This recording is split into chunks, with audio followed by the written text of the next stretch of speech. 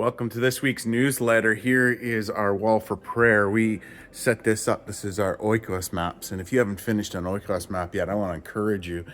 We will have in the corner here of the church, I'll put a little basket down here and some pens and papers. These are people that we are praying for God to move in their life, that they would come to Jesus. And so we are committing to pray for these names. And as I come in every day, I will pray for these names. As we gather in our sanctuary on Sunday, we'll pray for these names. As we have activities, we'll pray for these names. Of course, you are taking one to put up in your fridge. And so just encourage you to continue to pray for these names. We're going to come back to these.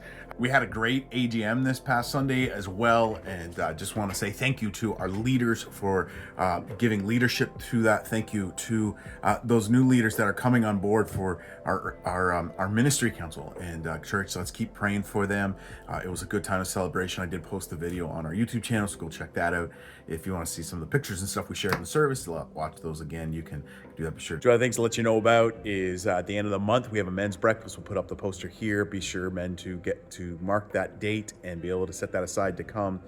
We also have a baptism coming up at the end of the month, and so if you're interested in baptism, want to learn more, you can talk to me about that, and as we celebrate that coming up. Also at our welcome station, we have some Lent stuff here. If you're interested, we're in the midst of Lent, and so be sure to pick up those resources, teach you a little bit about Lent, as well as our, this is just kind of a weekly study on, it gives you something to kind of start at the beginning of the week and to reflect on and do throughout the week as we come into the Easter season at the end of Lent. And of course, that will be a prayer week for us, and we'll have some things available that Holy Week and a bunch of activities happening as well.